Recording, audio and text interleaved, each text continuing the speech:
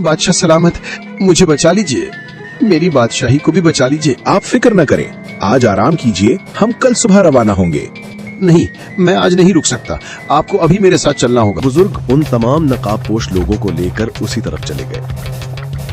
कुछ देर बाद देव मखलूकें जंगल से बाहर निकले। चंद महीनों के बाद एक आदमी बाजार में आया। मैं उसी गांव का हूँ जिसका जी चाहे जाकर पूछ ले, जो चीज पसंद आ गई वो मेरी। फिर वो बेवजह तमाम ताजरों को लूटने लगा और उनकी चीजें उठाकर ले जाने लगा। ताजिर बादशाह के पास गए।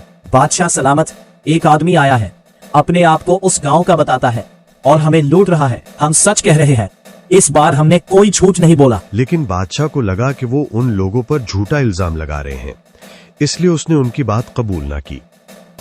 एक दिन बादशाह बाजार में घूम रहा था। उसने उस आदमी को अपनी आंखों से लोगों को लूटते हुए देखा। जाओ उसे महल में बुला कर लाओ, जरा देखें ये कैसा बहादुर निकला है। वो आदमी महल में आया। क्या तुम उसी गांव के आदमी हो और वहीं से आए हो? जी हाँ, मैं उसी गांव का हूँ और वहीं से आया हूँ। क्या तुम्हारे पास कोई मोटा सा डंडा है? अरे भाई घबराओ नहीं, डंडा मांगा है, तुम्हारी तनख्वाह नहीं।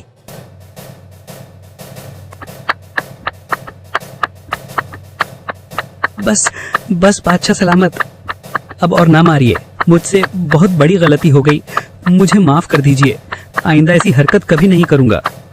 मैं झूठ बोल रहा था, मैं उस गांव का नहीं हूँ।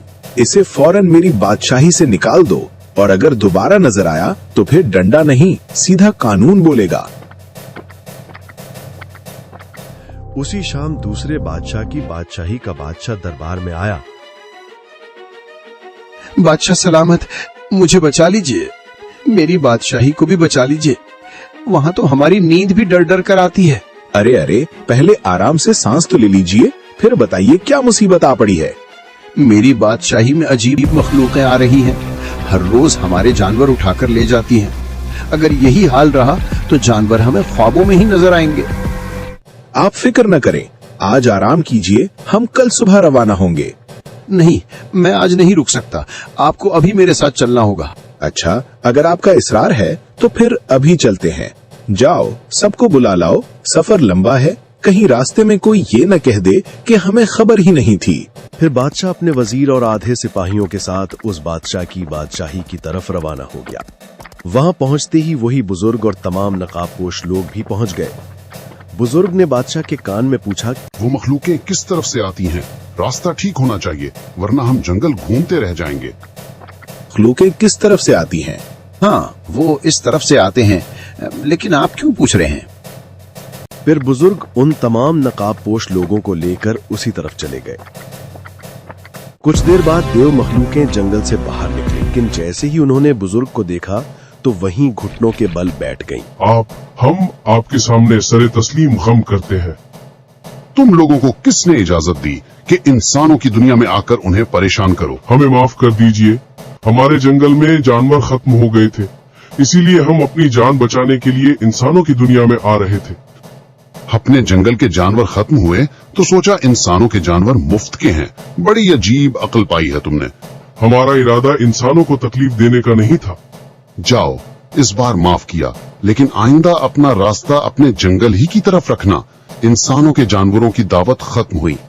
हम आपसे वादा करते हैं कि आइंदा कभी इंसानों की दुनिया में कदम नहीं रखेंगे, किसी इंसान को कभी परेशान नहीं करेंगे। आपका हुक्म हमारे लिए आखिरी हुक्म है। हम अभी वापस अपने जंगल लौट जाते हैं। फिर वो सब वहां से चली गईं। उसी दौरान एक नकाबपोश आदमी बादशाह के पास आया और उसके कान में कुछ कहा। बादशाह सलामत, बुजुर्ग ने उन्हें वापस भेज दिया है, अब वो दोबारा इंसानों की दुनिया में नहीं आएंगी।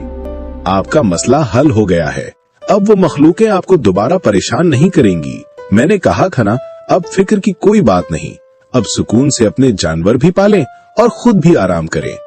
क्या बात है, आपने तो अभी कुछ किया भी नहीं और मसला भी खत्म हो गया। आखिर ये लोग कौन हैं और इनके पास ऐसी कैसी ताकत है? हर बात का वक्त होता है दोस्त, जब मुनासिब वक्त आएगा तब मैं सब कुछ बता दूंगा। इसके बाद दूसरा बादशाह अपनी बादशाही वापस चला गया। और गांव के लोग हमेशा की तरह खामोशी से अपनी जिंदगी गुजारते रहे।